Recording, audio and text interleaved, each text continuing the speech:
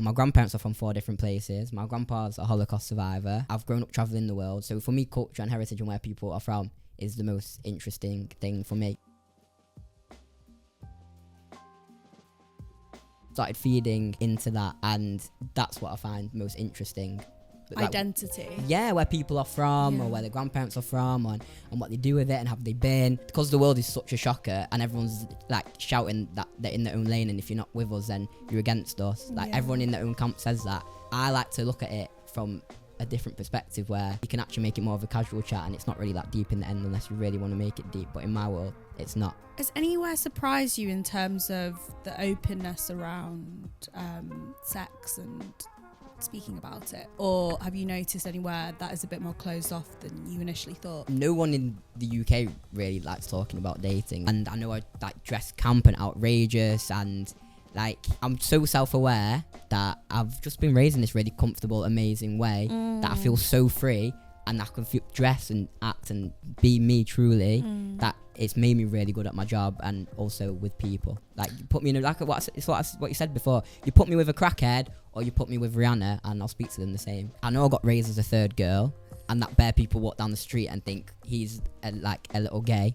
I know that, but you know, I'm straight. I kissed one guy in my life, I'll never do it again. I call my mum crying after. Men are gross. 50% of men, I'll say this to the camera, 50% of men walk round planet Earth and I know they've not wiped their arse properly after they've been for a poo. Oh. So, like, am I going to take that risk? No, thank you.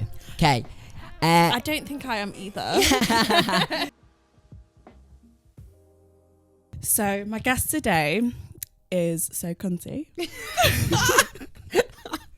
But you are? Yeah, I guess so. I mean, you have to be comfortable with the title if you're going to be cunny. So. Yeah. Okay. Okay, so he creates street style interview content where he talks a lot about culture, identity, fashion, society, sometimes politics. You sometimes cover it? No. Not since 2023, we were retired from that one. Okay, we've retired. Need to get the brand deals in, come on. Okay. He's got a really candid and personal approach. And he's also made his acting debut in Body Count. Did you watch it? I watched some bits of it. How many parts were there? I was 1 episode, so if you watch some bits, then it's fine. I've watched your app. I've seen it all. Yeah, that's all you need to watch. I've seen all the bits and bobs. Okay. I think he's in a bit of a rarer league of a presenter, because when he's interviewing celebrities like Rihanna, the Queen herself, Nara Smith, I mean, Rihanna's the Queen too, La Roach, they all seem comfortable and relaxed. So he's got like a really lovely warmth about him. Yeah, honestly, we're just giving you all the compliments today. I'm here for that. What he does, I find genuinely fascinating, because he's obviously at these very contrived events, but he finds a way to make it seem uncontrived and very normal and natural, which is a skill in itself, and it's really hard to do. But yeah, my guest this week is the one and only bennyjeee. Woo! Go give me a round of applause. Yeah. Hey! I've got a live audience today. Yeah, literally. I've never had entourage in the studio. Entourage? Yeah. What, my failed Hinge date and my family friend? Huge entourage, that. I'm here for it. It's an interesting experience. Yeah, amazing. Well, thank you for having me. No worries. I connected with your content mostly because it cropped up. The algorithm was doing you favors that day. And then I just love the randomness of the questions you ask people on the street. I think it's so interesting. Oh, thank you. I mean, like, what, why did you get into that? Okay, I'll give you the full story. I was always proper crazy growing up. You can't not have a crazy stage with my personality. Okay. Like, it's natural. Do you know what personality type you are? No, I don't live by them stupid letters. When people write it, I didn't know what it was for years. I was like, why is everyone putting random letters on the profile? I thought it was some TikTok trend that I didn't know. No, but I've seen people doing it on their job applications. Yeah, I don't know what that is. I don't know what I am, but whatever. I'm just Benny. I feel like I've got my own category for a lot of stuff. So I was always a bit nuts. And then I was always like getting in trouble at school, being crazy when I was younger. And then I decided to do law at university, which was the most stupid thing ever. A lawyer? Yeah. Okay. So I went to Bristol University. So I was 18 and I was like, I'm going to be a cool lawyer. I'm going to be like sexy lawyer. It's going to be like, I'm going to work for some of the maddest clients. And then my mum was like, do it. I was like, okay. So I chose when I was 18. I got to my first lecture at Bristol, sat down and I was like, I'm never carrying this on ever again. Ooh. But I managed to get through all the years with all the partying and everything. And then I never thought about my future, but always felt like a special little chicken. So then I got to my 3rd year and I was with my old ex-girlfriend and we're chilling in my room. I remember I was nearly finished and we're like, what am I going to do? And she was like, well, what are you best at? And I said, speaking to people. And then I was like, okay, I'll be a presenter. Then I had it in my mind, I'm going to be a presenter. Then it went home back to Manchester after uni. I was like, I'll doss around for my fan. Like pandemic era. Yeah, literally just before 2019. You're 27, aren't you? Yeah, I just turned 28. Okay, I'm 27. Well, okay. Shall I get married then? Yeah, same school year. I don't know what your hinge date's going to think about that. I found it failed.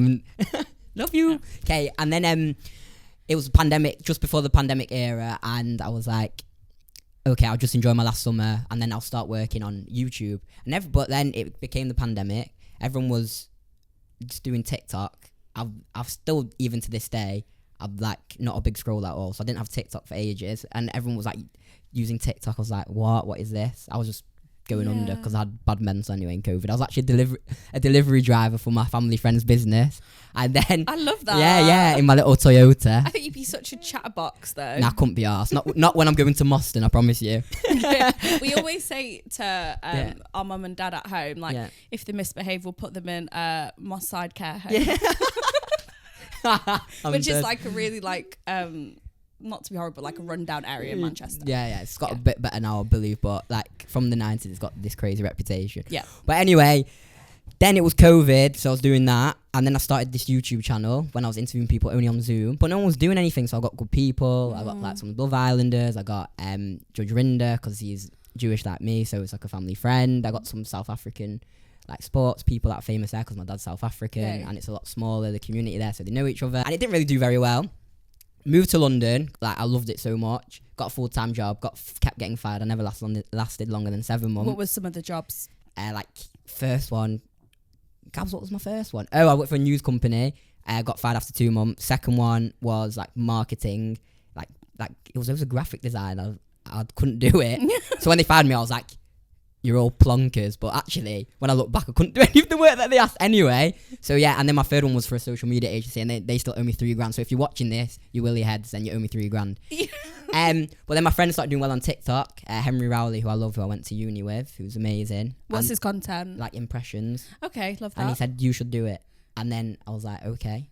Then my other best friend in 2022, he said, you can interview people in the street, because I'm not a big scroller or watcher, but he was watching Chunks doing street interviews in like 2018. So he said, you can do that. Got a little mic on my iPhone 8 or whatever it was, connected it. When they've got the little mics, they sound like the underwater. Yeah. And then I started filming it, and then like in April, one of them went viral.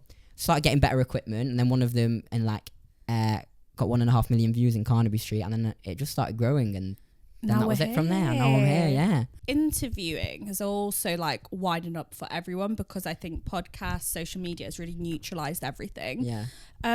But specifically, like, I know what I get out of podcasting, and like what I like having is long form conversations. But what specifically is the thing when you're asking people on the street, the randomness of the questions you're asking them? What is the thing that you're like, God, that's so interesting for you? Right. So it changes over time, because your goals are different. So when I started, I was like, I hated having bosses. I was always getting in trouble in school. I hated having bosses. I was like, there's no way I can have a boss again. So that was one thing to drive me. Then another thing was, like, I always felt like a star. Everyone was telling me growing up, Benny, you're going to be something great. You're going to do something great. And then I was like, I know, but... Let me cook. Yeah. I said, I know, but like, I need to work on it. You know what I mean? Yeah. A lot of people, they're like, oh, no one believed in me, blah, blah, blah. Mine was the opposite. Everyone was like, Benny, you're going to do this, going to do that. And I said, okay, I feel it as well, so let me work on it. And I started doing that, and I wanted to be known. Like, I was like 23 when I moved to London. I wanted to be like people to stop me in the street and say blah blah blah, hi, all that. So you and get paid for it. So my goals were different. Then it started happening, and then I was like, okay, now I need to not ask such stupid questions, because then I feel like I'm wasting my time a bit. Because I'm actually a clever boy. I got my law degree from Bristol, which I did finish. I believe it. Yeah. So then I was like, I need a bit more meaning, and then I thought about what I really care about me. And my grandparents are from 4 different places. My grandpa's a Holocaust survivor. I've grown up traveling the world. So for me, culture and heritage and where people are from is the most interesting thing for me. So started feeding like into that, and that's what I find most interesting. Like, Identity. yeah, where people are from, Yeah. or where their grandparents are from, and what they do with it, and have they been, or asking people questions about the world, or if they can guess where I'm from, because I'm such a mix. Because really, because the world is such a shocker, and everyone's like shouting that they're in their own lane, and if you're not with us, then you're against us. Like everyone in their own camp says that. I like to look at it from a different perspective, where you can actually make it more of a casual chat, and it's not really that deep in the end unless you really want to make it deep. But in my world, it's not. So obviously you're asking people about their identity, and you fuse a lot of fashion stuff into there as well, because he's always serving looks. Don't be shy. I'm not shy. I hate when people say don't be shy. I'm not being shy. And they go, oh, you're blushing now. No, I'm not. To a compliment, I do notice you blush a little bit. Compliment, because I used to be really arrogant when I was younger. Yeah. Now I've got a lot of self-belief, but I don't go around saying it. You know what I mean? I do have a lot of self-belief. So if you want to say something nice, I'll do a little blush for you. But I know. When you go to different countries, because you've travelled to a few different countries to do your content, what are you picking up on mood, sensibility, specifically about the country? And then when you're asking those more spicier questions about sex, what do you, well, not always about sex. We've asked about shagging and what research you've been doing. But what do you pick up specifically with that as well? The thing is, the job gives you a lot of freedom, but then you also can't really escape it, because every new place you're in, you're like, oh, I should do it here. Yeah. So I always make a point of doing it, filming something wherever I'm in the world, basically. You know, like, I don't know if you watch my videos in India, or if you watch any videos I did in South Africa. A few clips. Yeah. Like, my mum and dad filmed them. Yeah. Yeah, you see what I mean? So when I go, like, because everything's about culture and heritage, I'll go to the place and see what means a lot to them. Like, Indian is like me, like it's mainly Hindu, and they're like an ethno-religion where the ethnicity and the religion is so tied together. Same with Judaism, where your ethnicity and your religion is like, it's an ethno-religion, it's combined. So Hinduism is the other one. So you go and ask them questions about the religion because it means like so much to them. You know what I mean? And that's in a new place, and it's all interesting. And if I'm in South Africa, you know, the people are more fun. Yeah. So I'll ask more questions about South Africa, or a lot of the time you can ask about what they think of the UK, because people have got these crazy opinions. So it all depends where I'm in the world. But a lot of the time I just go with my mum and dad, and I'll just think of it like the day before. Has anywhere surprised you in terms of the openness around sex and speaking about it? Or have you noticed anywhere that is a bit more closed off than you initially thought? No one in the UK really likes talking about dating in the street. Yeah. Europeans are hella stiff. Yeah. They're so stiff. But if I go to America and I find a nice person in Washington Square Park, they don't care. Just Americans are way more liberal. Most of the time, they don't care, like, about talking about it. They're so free. Like, they just seem way more casual. And if they go back to, like, if you're talking to your friends in America and you're like, what did you do last night? And they were like, oh, went back to someone's.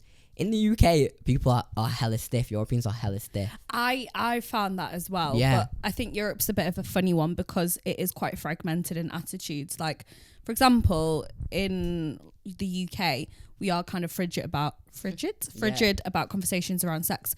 But if you go to Germany, they will go in the sauna and strip off. Yeah. But the thing is, in those places, Scandinavia, Germany, the disparity between how they live their lives and their attitudes towards sex is so bizarre for me, because they're so like stiff normally. They've all got basic carrots up their arse, a lot of them. They're all like really rigid, but when they get drunk or they go party, then they'll shag like 18 people in one night. So like that for me is so crazy. Whereas in America, I think the people have got much louder personalities and feel more free, especially in New York, and like the disparity between how they act with sex is way smaller. Like the gap's way smaller.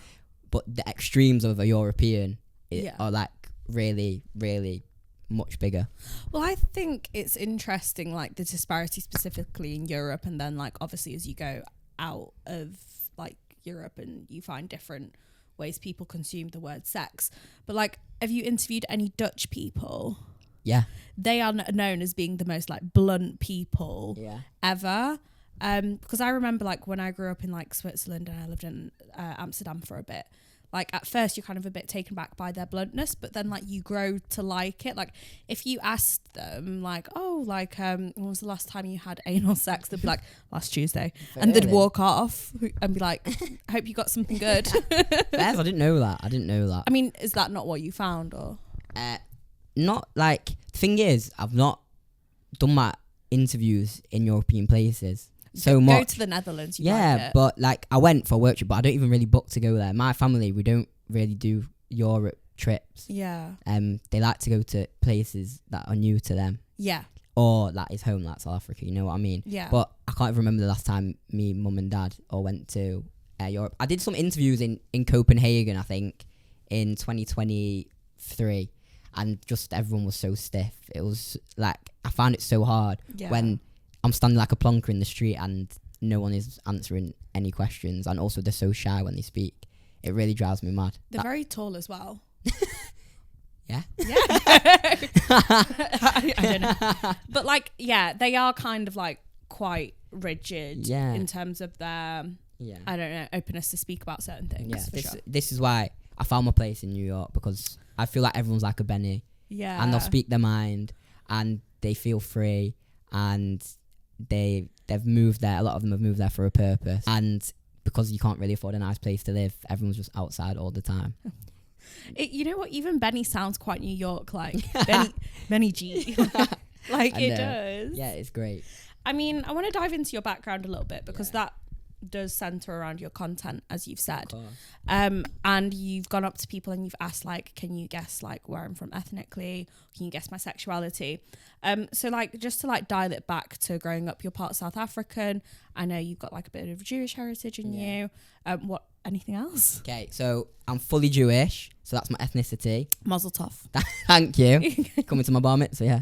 Has it not happened already? It has, but we'll show you the highlights on YouTube. Okay. No. You do gun fingers at your bar mitzvah?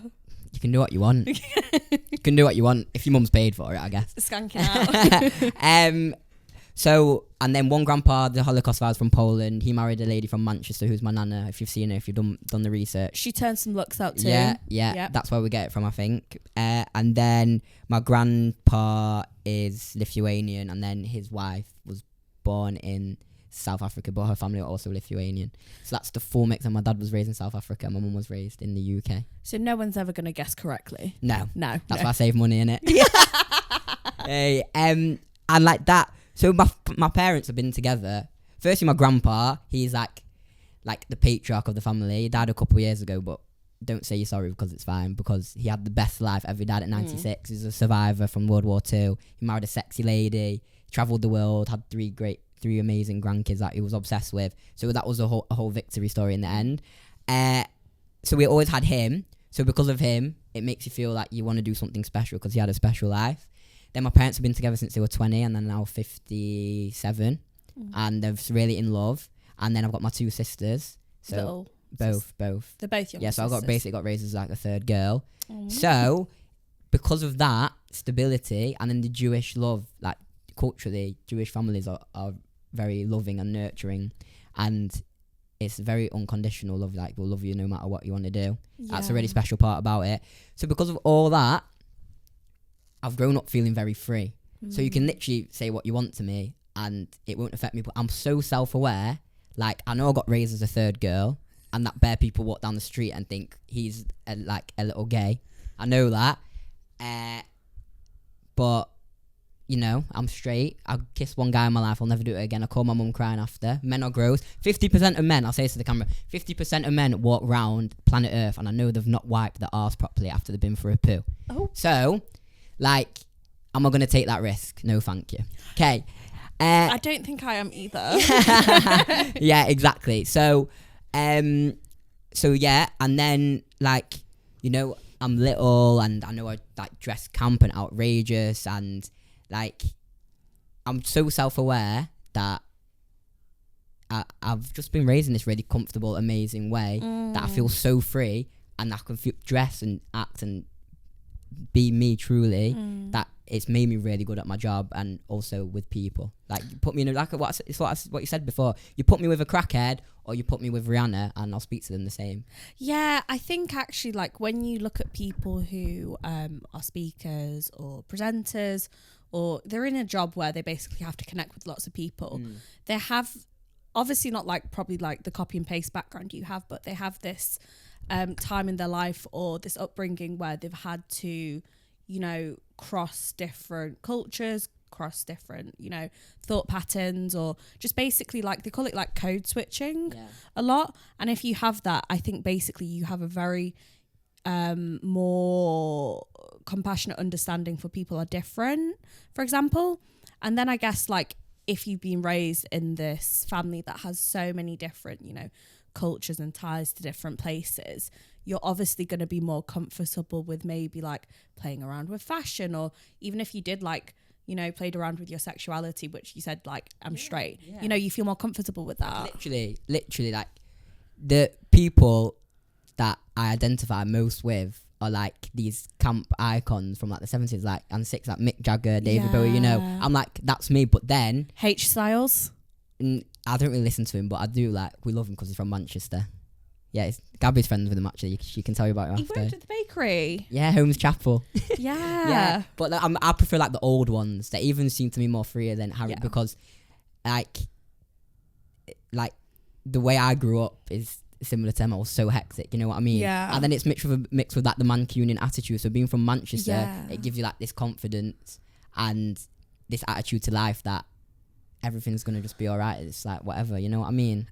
I do know what you mean. And I also think when people have more of this approach, because, like, if we're looking at men, for example, you know, you've got your kind of like straight-laced boy who was born into a family where, you know, there's two kids, mum and dad, they're straight together, they're from one place, let's just say they're from like the UK, and there may be someone who has travelled around, had a bit of like a mixed background like yourself. I always find these more kind of like rigid types from one place, like, they're always like, oh, I could never kiss a boy, or like, oh, like, I could never do this and that, and they're quite like picky over who they are.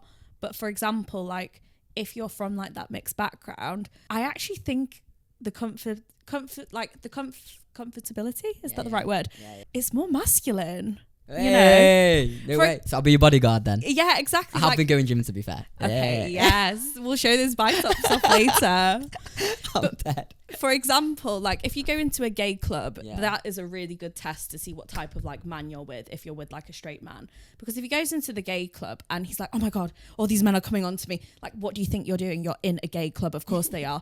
But if you go in with a guy who's comfortable with himself and he's like, oh, well, sorry, I've got a girlfriend, or I'm doing this and that, you know, you can see that obviously more masculine and more comfortable in their sexuality, that they don't flap and panic about it. Yeah, I get it. I'm also very lucky because I was raised, you know, people always seem to have trauma and they talk about it. Trauma. Trauma. I've got no trauma. My family are so in love, like, with each other. My parents have been together for so long. People talk about the generational trauma of my grandpa being a survivor, but well, I just look at it as a victory because he won in the end, you know what I mean? And now we're here and we're like his gift to the world, without sounding like a dick. We're his gift to the world in the sense that we can carry on his story, you know what I mean? So my mum's going to retire soon and go around to schools like he did and carry on telling his story. So basically, because I've got no trauma, I was raised in a fortunate background, and travelled the world, and my family are from so many different places. I think you just got this ultimate freedom that you can put me anywhere with any type of person, and regardless of their nationality, sexuality or whatever, and there's a really good chance they're going to be my mate. Sounds like you're winning. I do. Do you know what? I'm so grateful every day. I wake up. I told you I'm so self-aware. This is why I'm moving to New York, because my dreams have come true here. So now I need a new challenge. I need to make some more mates from more different backgrounds. Yeah. I mean, guys, like, if you're listening to this, let that be a lesson. Like, try different things, go different places. One thing I have picked up on you is that you're a very creative guy. You know, you've got your content, you've got your fashion. Like, it's without a doubt probably operate on a very creative level rather than like left brain. You're probably more right brained. My assumption would be. I love when people, this is like another personality thing. Because it's scientific. I know. It's so funny when people call me creative. I just think I chat shit in a mic and edit videos. No, but that Yeah. is creative. Like, I know. I think in schools you're never really taught to like optimize your creative side. You're taught how to like put some paint on a piece of paper, but like to never really utilize that. You kind of left alone to discover that.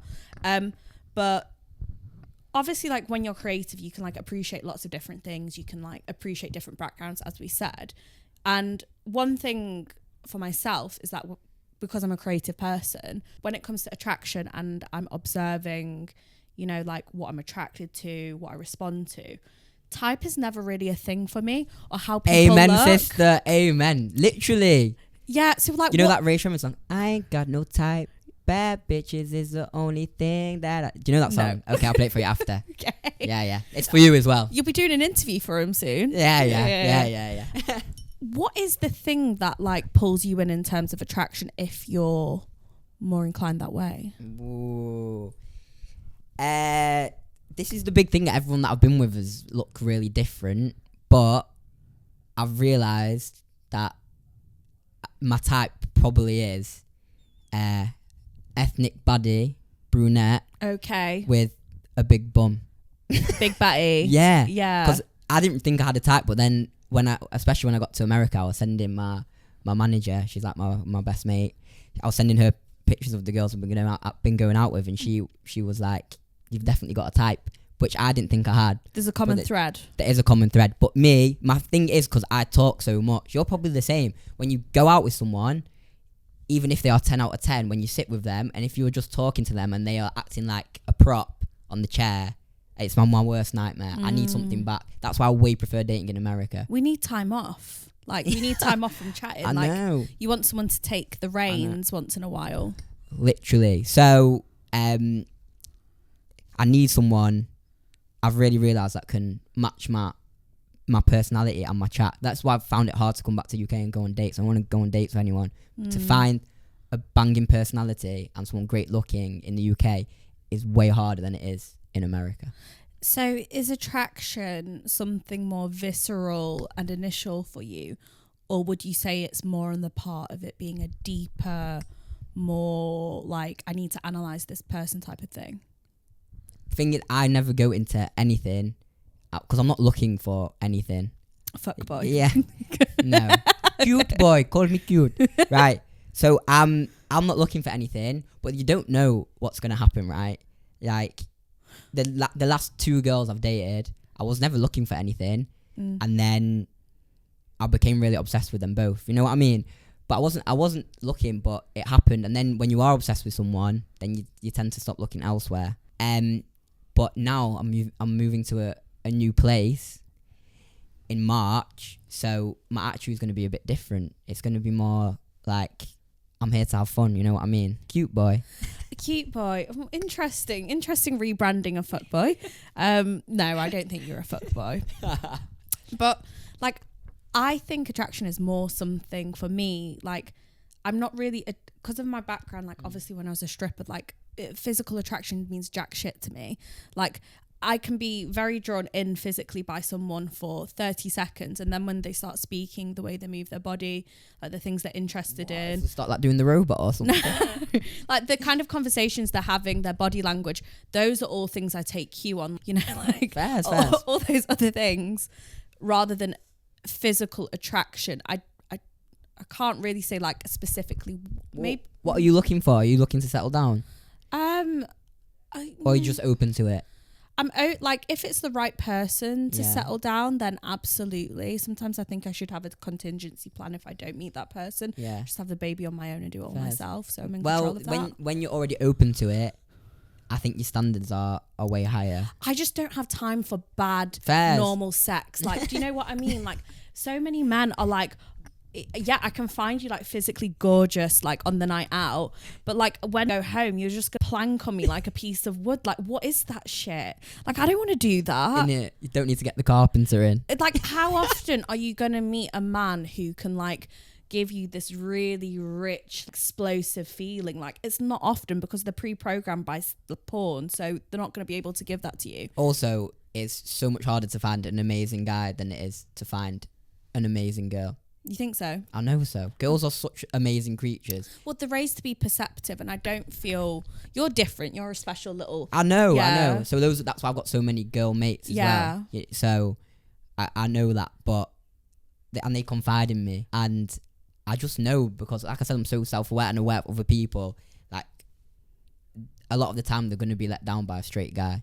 So many times. Yeah, like if anything, you prefer them pre-programmed having like a girlfriend before, and obviously like they're single then, and then like they might know some stuff in the bedroom. I think perceptive is the key word. Probably more attracted to perceptive people, you know, like who can like read and analyze things. What, you are or I am? I am. Yeah, But I understand. You've like, I can tell from what you've said that you need way more of a package than just a random guy that's gonna prod you on a night out. You know what I mean? But if that's going to happen, let's make it clinical. We're just doing it one time. Let's do it. Get in, get out. Yeah. I like things to be what they are. For example, if we're going to do like a one night stand, we're not going to sit around cuddle. We're going to fuck and you're going to go home. But if it's like something where I like them or I'm interested in them, I probably won't fuck them initially, and I'll just are you only into guys?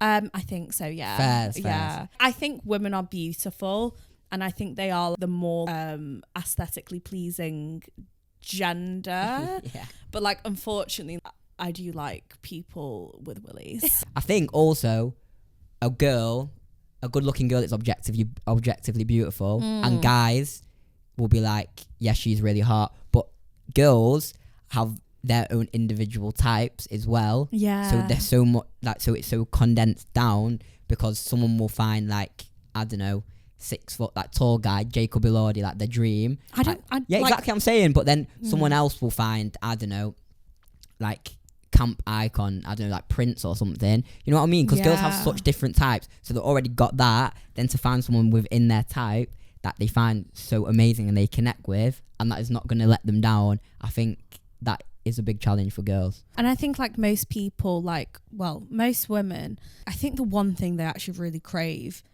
in life, because obviously they have to like take on a lot of emotional labor in relationships, because you're cool, you know how to like regulate yourself emotionally, but like a lot of men don't. They just want to find someone who goes, oh, you make it so easy just to like not think for a moment and just relax, you know? Yeah. Because when you're with someone and you're constantly thinking, oh my God, are they okay? This and that.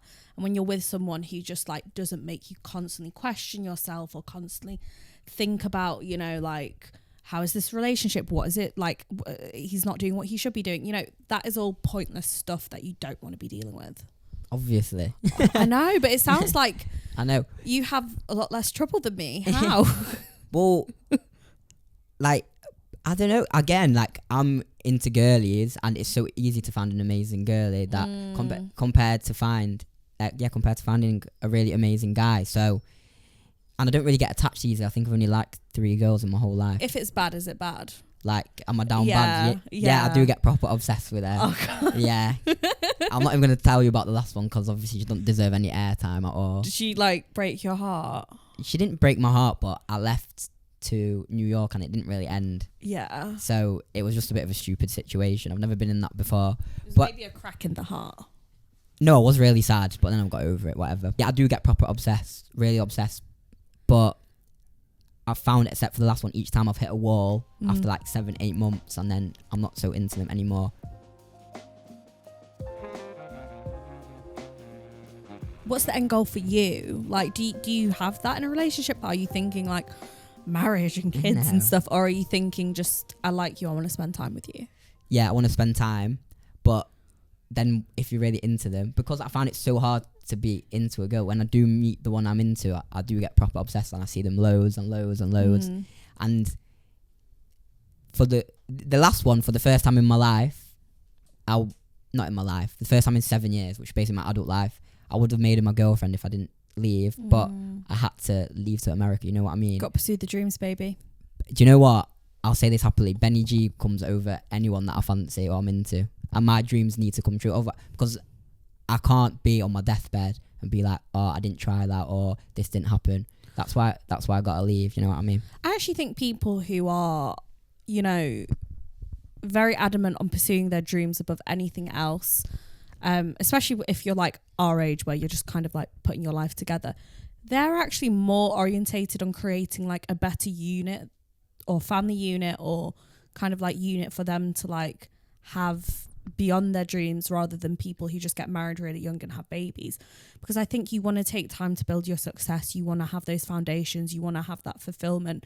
So then one day you might not want to have kids, or you might not want to get married, but you'll probably want to like have someone who's like an anchor. And it doesn't mean that you have to be monogamous even. You could like be in an open relationship, but you want to have that foundation so you can relax with that person and have that anchor. Is that like a fair assessment? Definitely. I think when I'm older though, my mum says don't get married. She's so like adamant now, don't get married.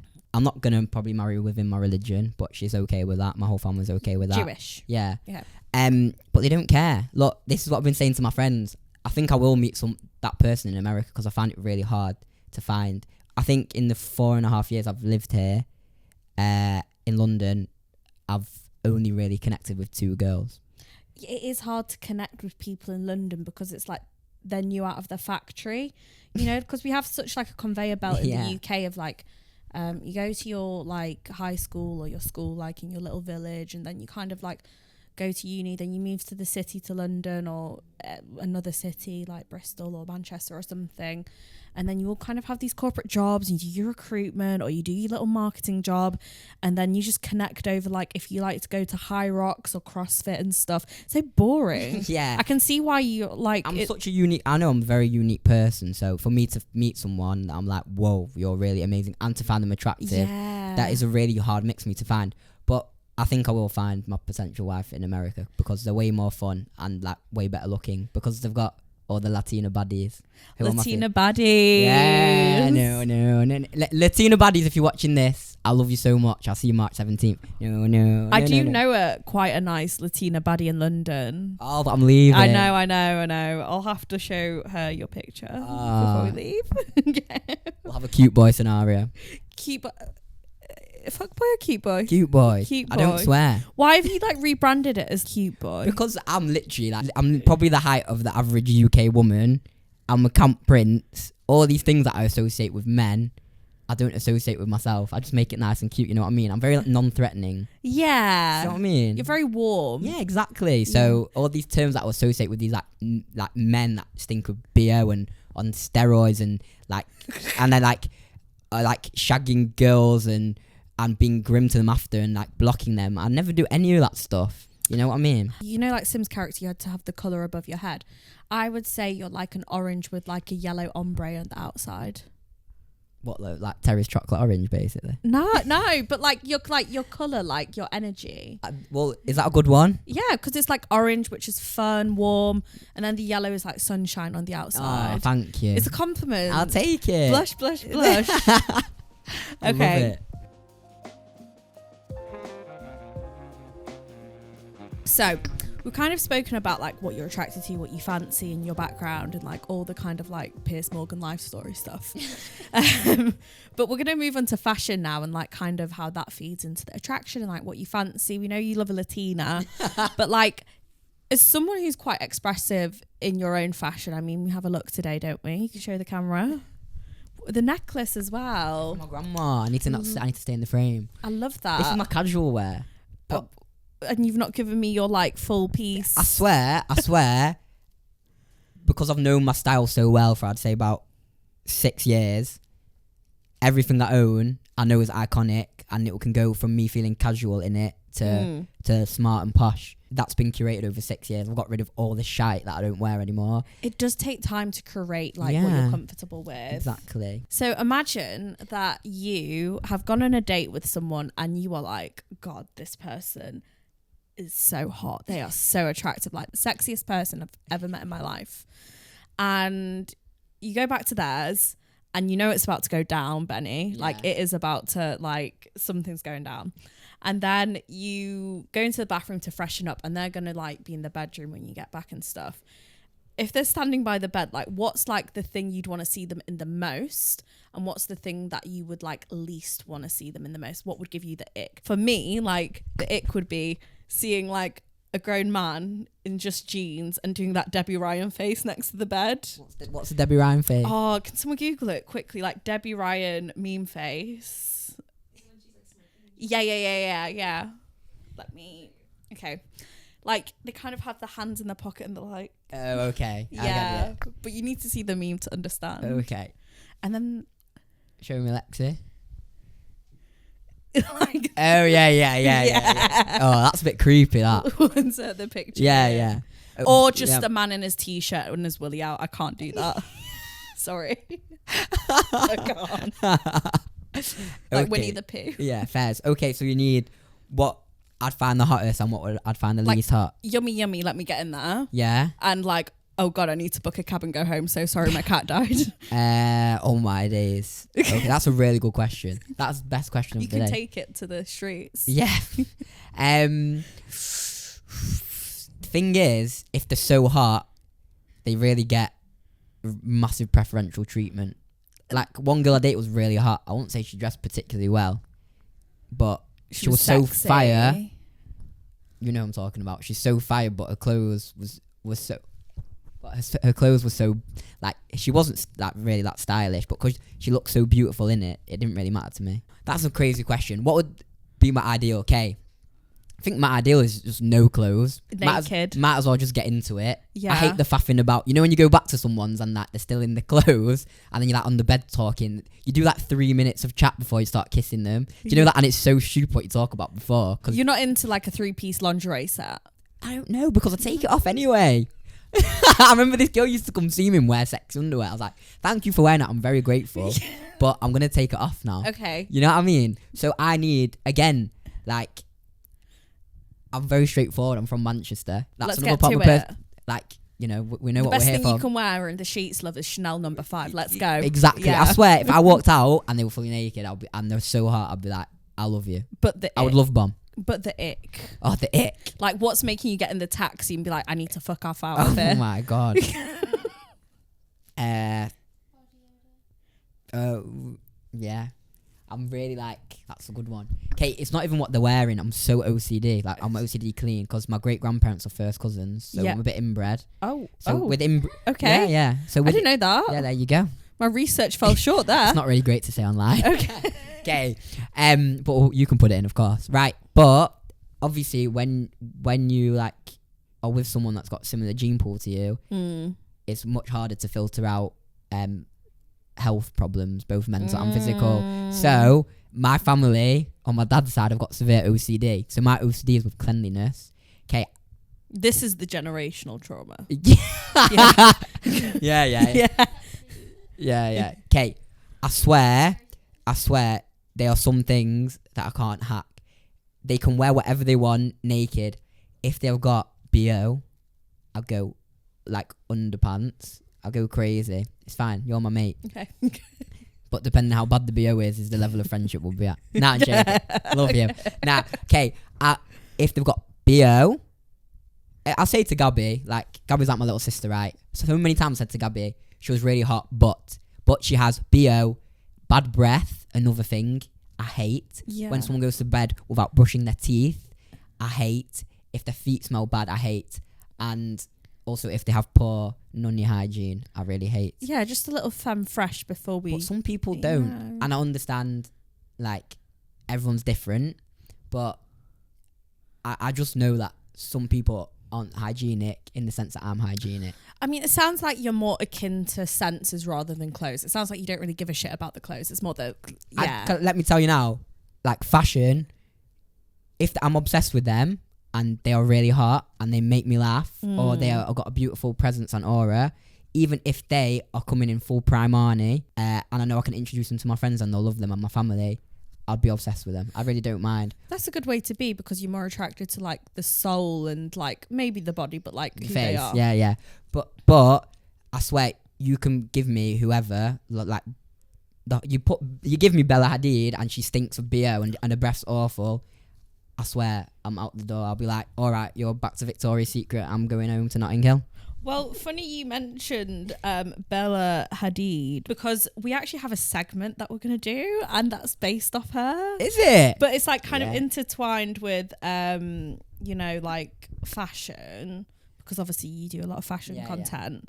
And it's going to, I don't know if you'll get the title. Go on. Tell me. It's called Homeboy's Gonna Like Get It.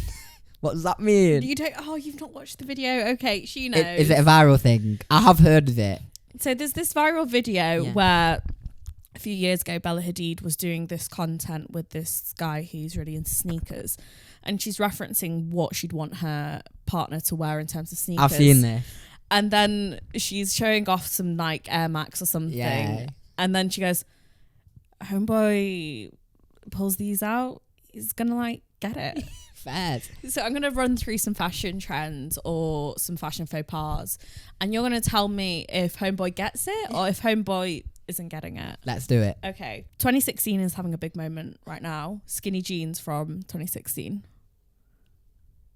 Nah. Homeboy's not getting it. Homeboy ain't getting it. Okay. Nah. Or So- homegirl. It's fine. Okay. We'll, I'm comfortable. We can stick with homeboy. Okay. Homeboy. No. Swear, if you've got the spray on skinnies, girl or boy, you're finished. What about if they pull it off in a cunty way with like a really good boot? No, that's fine then because we've planned it. But unfortunately, at my gym, I see like I live in Notting Hill and there's a lot of good-looking people and they look amazing and they've got great bodies and they work out. But then they get changed into normal clothes and they leave in skinny jeans and I'm like, what have you done all this workout for when you're flopping it on the way out? Ichthyosaurus Rex. If you say so, that's fair. Okay, low-rise jeans. Homeboy getting it or not? Yeah, getting it. I feel the opposite way. I hate low-rise. Fair. So this is more of a thing of the 2010s. I think we were kind of young to be doing it, but we know of it. Office casual wear at the nightclub. What, like a blazer? You know, like the girls who'd wear the little pencil dress with the little blazer, or, you know, homegirls are... They ain't getting it. They ain't getting it. Nah, I'd be like, why are you dressed for work? Thing is, in my head, if they're hot, that's so not important to me. But I'm actually thinking if I was there and then and there was an equally hot person next to them dressed on me, I'd be like, no, because then they just look like a teaching assistant, don't they? You got to whip out the Excel spreadsheet to impress They them. could be a baddie. Oh yeah, but if you, oh no, home girl ain't getting it. You'd be like, what you here to do? Love my taxes? Yeah, literally. I wish. Okay, visible thong waistband. So Getting it. Whale tail. Oh yeah, getting it. I'm Getting just a dumb boy at the end of the day. Yeah. You know, I'm very aware and I'm very free and everything, but sometimes So I'm like- just a dumb boy. So when they showed like a bit of the thong out of the jeans, is that like a signal where you're like, oh my gosh? If someone had the same pair of jeans on and they didn't have the thong, I'd be like to my mates, that one with the thong is way longer. Oh my gosh, such a boy. No. Statement belt doing all the work for the outfit. Getting it, of course. Getting it. Because if you are not overdressing and you know what a statement piece is and you're not doing a headache outfit comparing it with loads of stuff, which I do, but somehow I pull it off. But a lot of people don't understand that. If someone has really got an idea of the statement piece doing all the work, they're getting it. Chic. What even is chic? Is like, I don't even know what it means. I think chic is when everything is kind of like not going on all at the same time and it's more minimal. Nah, no, not getting it. I swear I see all these girlies on Insta, they all dress the same. Like, all they do is get nice shaped stuff, but it's just plain. Nice shaped trousers, nice shaped jacket, but I swear it's all plain. But especially as me, like, I am not like an ironing board. I have boobs and a bum. Like, the body is the accessory. Fairs, exactly. Do you know what I mean? Like, I can't just wear baggy shit. I have to like think about the shape, Benny. Fairs, but like, get some patterns or something. I swear. I see, this is why I don't really score, because I see all these fashion girlies online and they all literally dress They're not the fashion girlies. They dress the same, and I'm like, this is so boring. Like, I'm way more of a maximalist. Yeah. So I identify more with that. So they ain't getting it if they're doing sheet. Okay, so this one's quite bad. Keep calm and carry on merch. No, not getting it. Anything with a keep calm is so stupid. No, you don't like it. Nah, That's very 2012. No, I hate stuff like that. I get any mottos or stuff. Again, it doesn't align with me because all these like self-help books and the mottos and everything, because I've been raised so free, like it just doesn't align with me because I do it anyway. You don't like very like in the zeitgeist mainstream. No. I need to look at someone or something and be like, I've never seen that before. I fuck with that shit. Yeah, I need to see something that I've never seen before. They'll tell me something that I didn't know, or they're from a place that I don't know about. Show me something I've never seen before. Exactly. You know, trainer socks. That don't go past your thing. Kate. One of Benny's friends just said not getting it at all. Trainer socks. Nah, not getting it. But they're not, because I'm thinking you're getting a blister, really, because they never even know the right height for your shoes. Yeah, no, they're not getting it. I think the true ick with the trainer socks is when you go to someone's house and you have to take your shoes off and then they've got the revealed sock on their feet. Yeah. Worse is on a boy. I'm gonna say when it's a boy. Again, girls are so amazing. So if they're wearing trainer socks and they planned it as part of the outfit and, like, you know, they wanted a bit of ankle, then fair enough. But if it's a guy and he's got, like, takes it off and then he's got all that the ankle hair overlapping onto the sock, I think I would actually kill myself. I think, like, half a sock symbolises half a man. Oh! Yeah. Hey. I like when you do this and you cabbage my hand. Can be our handshake. It's our new thing. Yeah. Okay, just wearing black. Because Anna Wintour says that is not chic. It's not a thing. You can't just wear black. It's not fashion. Now I'd probably start to get bored after a while. I'm thinking maybe at first homeboy is getting it. I'm like, well, that's the thing. But then after a while, if I start to see them more, I will progress into homeboy's not getting it, because it becomes a bit boring and repetitive. The next one I think you're going to find funny because you are the next one. Okay. Wearing different statement rings on every single finger. You know those East London, like, creative types who are, like, into the small plates concept restaurant and, like, oh my God, you know, I really like, you know, reading Nietzsche or something. Yeah. I feel like you're a bit different from them, though. I know. Yeah. I know. I'd say if they are someone that does what you said, like I went to East London the other day to film. They have a tote bag. Yeah, and this guy had a coffee, a small one, flat white, a cig in his hand holding the coffee, so it was like this, and then a small book in his pocket. It was orange, and I was like, homeboy could never get it. But if you're bennyjeee and you're cute and you got nice hair and you're nice to everyone and you're not doing it to be put in this box that is Shoreditch and you can live your best life and admit that you're a bit posh, then homeboy is getting it.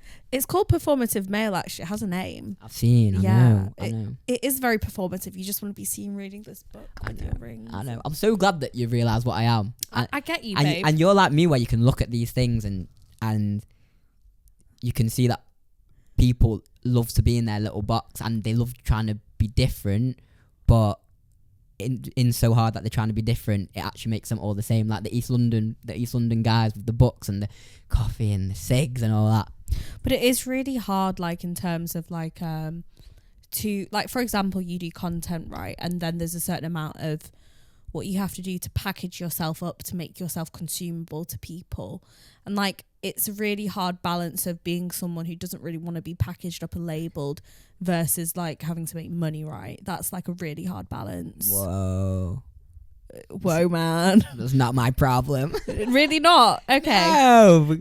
I know, I'm joking. I'm very lucky, and I know that I'm very unique in the way I act and present myself. You got to stay strong to, like, who you are. Yeah, definitely. Yeah. But it's just, I like I said, I love to see something that I've never seen before. I want to be inspired. I've seen so many books and coffee combos in your tweed jacket. You know what I mean?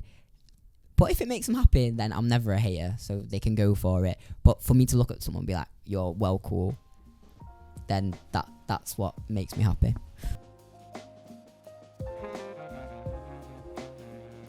Most interesting things I saw you ask someone, like, what's the craziest thing you've done at the back of an Uber? Oh, that's from 2022. You've been good research, that. I didn't see the answer because it was more of a show reel that you were doing. He said second base. Second base. What's second base then? Because everyone's second, third base is different. I think he meant a hand play. A little. Yeah, just a cheeky finger. What's one of the craziest, like, questions you've asked and one of the craziest responses you've got? Whoa. in New York, I asked this guy, do you know that guy? Do you know that guy in the fountain in Washington Square Park, Ian? That's got the Ariana Grande bike, and he just cycles around. There's this crazy Filipino guy. There's this park in New York called Washington Square Park. Okay. It's like this little square, and it's where everyone does the street interviews there. It's right next to NYU, so you got these kids paying $100,000 a year, mixed with the hub of being a crackhead hub. There's mad people in there. It's really weird dynamic, but everyone does interviews there. There's this guy called Ian. He's Filipino. He's like 40. He's literally always in Speedos, no matter the weather. And he just got a little Ariana Grande bike, and he cycles around in a fountain in the middle, pushing through the water. In the fountain. Yeah, I swear he's nuts. So he's been one of my favourites. I said, you know, how did you get so iconic? And he's like, this is good for you on your podcast. He's like, sex. Loads of sex. Bum sex. Sex in the mouth. Sex with different men. Kissing women. And wait, kissing women but having sex with men? Yeah. Okay. Come on, he's gay. Okay. Just the kisses for the woman. Yeah. Man. Yeah. And he tells me all this in Speedos with his Ariana Grande bike in the back and a straw hat on. I mean, which Ariana is on his bike? I'm not even sure what era it's from, but yeah. Is it like Ariana Wicked or like Ariana Baddie? I think it's like, it might even be a Disney bike. Okay. I swear, like, he's a very interesting guy. And do you think he's onto something there though? He's one of the happiest people that I've ever met. What am I doing with my life? Why am I not in Trafalgar Square pushing around like a Dell bike, being only kisses with men, sex with women? Yeah. You know what he said? I said, how do you get so iconic? He literally went, sex. I was like, fairs. He didn't even think about it. So he just seems, you know what I mean? I was identified with the people that are free, and he's just a free guy. But that was one of my most iconic answers, because then he just starts chatting shit about all the different stuff. Yeah. Like he was like, I had sex last night. He's like, I met some guy in the club, had sex last night. And Ian said he was like a big African American guy. He really pleased me. I was like, good for you, Ian, man. Good for you. I'm happy that your heart's full and your arse full is ripped into shreds. Homeboy's getting it. Homeboy is getting it. So he is one of my favourite. I've not got a particular favourite question, but the favourite moment was the Riri interview, because that was like 4 years of work to get there. And no one could ever take that away from me after I did that, because... But you look like you were kikiing, like just... We were, of course, but I'm just saying after, because I chat to everyone like it's my mate and I don't comprehend what I've done till after. Because before I was like, I could interview Rihanna tonight, it could be good. But they wouldn't even let us do it. We weren't allowed, and we got in trouble with the PRs. But I swear she was stood there and I was like, you're looking good, Riri, come on. And she went, thank you. I said, listen, because she was my first concert growing up. I said I went to the Loud Tour in whatever year it was. God, that makes so much sense. I understand you now. Yeah, I went to the Loud Tour, which I did. It was my first one in 2013. At the MEN? At the MEN. Which I was like, you got a guy on stage, you danced on him, and it changed my life forever. And then she went, I can't wait to hear your story. They took her for an interview next to me, because it was the cameras, interviews, and then like TV. And they took her to one, so she was like there, and they asked vanilla questions. I'm always like, come on. Then she had two PRs on either side. They tried to drag her off, and I went, Riri, just a quick one. And she went, I got you. And she gave me a hug. And then we did it. And I always make sure if it's someone like that, I do something iconic.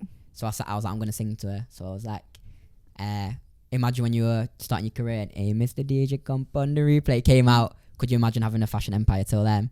And she was just really high and looking at me like this. Then she was talking for a bit. And then her PRs dragged off. And just before they did, she went, ah, and gave me like a cute hug. And then I checked, because I've filmed a couple of times, but my mics haven't been on, or it's not been plugged in. I put the camera to my ear. I was like, the sound worked, the shot looked good. I swear I was in a good mood for like a week. Because, a week, because I'm so ambitious. I'm like, what's next? But like for a week, I was on top of the world. But it was like, now no one can ever take it away from me. You know, I moved to London to be a presenter, and I've interviewed this icon, and she loved me. And it's all recorded and it's posted. Like, it just felt like a special moment. And the one who like really started it all at that Loud concert. Yeah. Literally. Oh, well, I think you're going to like have such a good time in America. It sounds like you're going in the right direction. It's like what you want to be doing. Yeah. I feel like I've met like a little bit of my soul today. No, let's do it. No. I do it. You do the cabbage. Hey. Sorry, I've got sweaty palms. It's all right. It's all right. We love you. Okay. Where can people find you, Benny? So it's at bennyjeee on all platforms. But that's with a J. BENNYJ, 3 E's or sometimes 4 E's, depending on the platform. But you know, technology's good, so you type the 3s, and then hopefully the one with the 40s will come up if it's on that part, if it's on that account. Anything exciting we've got coming up apart from the move? No. I do. So you can come to this. Actually, you're invited now. So I'm such a birthday beg. I do like 4 birthdays. Love that. I'm doing a big leaving party Friday, Feb the 6th. Okay. I'll give you the invitation after this. And you can come. I've got an amazing venue in Chelsea. I've got my mates DJing, and hopefully you'll know them, and you'll see on the night. And I've got the venue 7 p.m. till 3:30 a.m. What? Yeah, and it's going to be full of sexy, hot, really nice, really fun people that just want to have a good time. Dress code? I just put wear your best outfit, obviously. Okay. Yeah. So that is what I'm most looking forward to, and then it will be my move, basically. Okay. And then I've got plans for America. I'll show you after, but I'm not going to reveal it yet. Keep them wanting a bit more. Yeah, exactly. But the party's going to... I love a good party. Okay, I love a good party too, but no, then we have to. Hey, exactly. Okay. Thanks so much for listening, guys. I've been Heidi. I'm Benny. Jeee.